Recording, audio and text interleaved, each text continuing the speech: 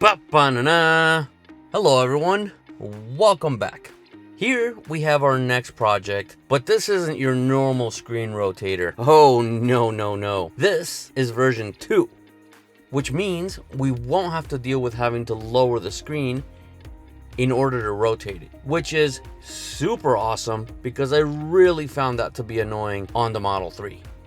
So let's see what's inside the box, get everything installed, and see how we like it. Let's go. Alrighty, let's see what's in the box. We have some instructions and oh my god, my favorite, a pry tool, an Allen wrench. I see a USB-C adapter, 2 bolts. That's it. Onto the brackets.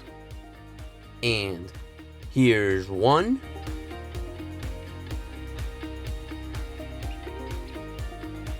Here's another piece.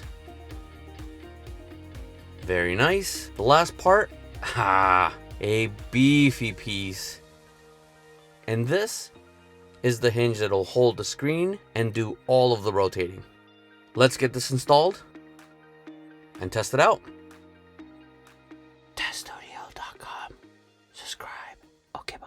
First thing, as we get into the truck, we head down the screen, and this panel will be getting removed.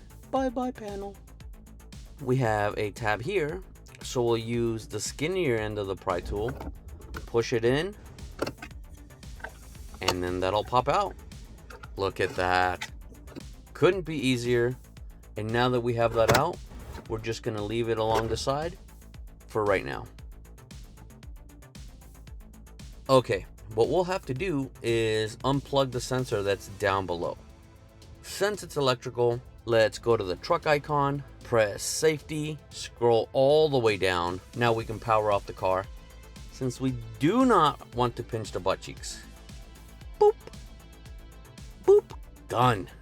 Back to heading underneath, removing these 2 bolts. So let's grab the wrench and get after it.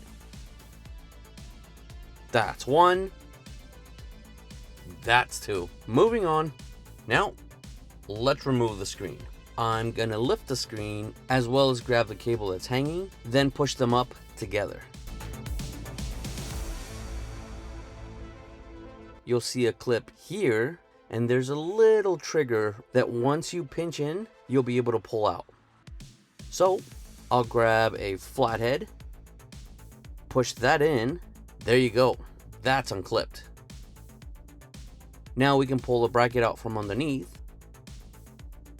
And there you go. There's one more cable that needs to be unplugged. So what I'm going to do is set this back just for right now. Now that the panel is out, our next step is removing the video cable. And please excuse the shooting angle as it's really hard to get a good shot of it. But what we have to do is find that orange clip and press that down with a flathead. Once you have that pushed in, you'll be able to unclip the cable. Now that that's done, we can officially remove the screen.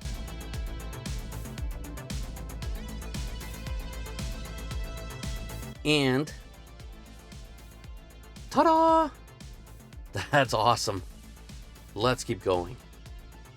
What we have to do next is remove this piece. These 2 parts are super easy. Just pull out from the side and they'll come out. Bam! There you go. Now, this one is the trickier one. So what we have to do is grab the flathead and push that in. And even though that'll be pushed in, you still won't be able to just pull it out. What we have to do is simply slide the bracket and then you'll be able to release it. This guy is the little troublemaker. Moving on. Our next step, installing a cable. But before we can do that, we have to remove this little black casing so we can get the plug in. To do that, we grab our trusty flathead again, press the clips from both sides, and it'll come out. See? Nice and easy. Now to finish it off, we simply grab this end and slide it out. There we go. Next, we grab our USB-C adapter, match the ends, and connect them together. That's it. Moving on. Now, it's time to remove the air sensor. For that, we use this key and take the 2 screws out that are along the side. Once those are out, it'll just pop off and we're done. Moving on. Now that we've taken the air sensor off from this part, what we have to do is transfer it onto our new piece, which is super easy. We just have to take the screws from before and install those. That's done. Moving on. It's time to start installing the brackets. These 2 little guys clash up here, and it doesn't seem like the bolts are going to match up, but they actually do. So then we take this piece, pull it over the whole thing, and wait, no, like so. Duh! We grab our 2 normal bolts, which are these guys, and attach them down into here. Let's do it. Onto the first bolt. Just slide it in, tighten it up. Already feeling nice and sturdy. Onto the second bolt. Same thing, we have to find the hole, and son of a... Let's make sure the cables aren't in the way. Line up the bracket. And the bolt should be going in nice and easy. See? First try. Now all we have to do is tighten them up.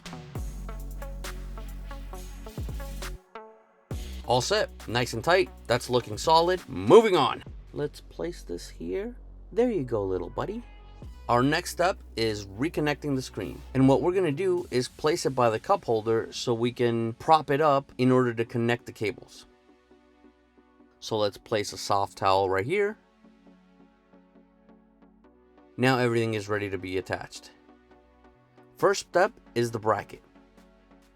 So let's find the placement. Then it just clicks in. Yeah. That is super tight. Great job. Here we have the USB-C cable, which connects to this end. Once that's connected, we can slide the bracket in. You'll notice that this bar here slides right up top, and this bar goes right here. So let's plug in the USB-C, which goes underneath the bar. Bam! Nice and easy. How perfect was that? We officially have the screen turned on. All that's left is installing 2 bolts, which need the Allen wrench. So, bam! Now we have the screen set. Everything works. The bolts are in. One final step is attaching the air sensor. So let's finish this up. Okay, we have a clip here and a clip here. Matches these 2 ends. Now all we have to do is find the proper placement, press in firmly, and it'll click in. There you go. That's perfect. We are officially done. Checking things out, and the bracket looks flawless. It fits perfectly, totally matching the feel of the vehicle. It's insanely clean looking all the way around. It really does feel like it would have come out of the factory. Looks solid, feels solid. I am super happy with this one, and the install wasn't bad at all. Final thoughts? I really like it. The install wasn't bad at all. The screen is a little closer to you than normal, but not on a distracting level. The line height here is just like the factory setting. So the angle is exactly what you're used to seeing. And I really like that. Previous version would lower it to around here, and I found that to be super distracting for some reason. For the range of motion, here's a look at passenger side, pretty good. And for the driver side, that's really good. And the screen can also be pushed down or up, which that is super up. So for me,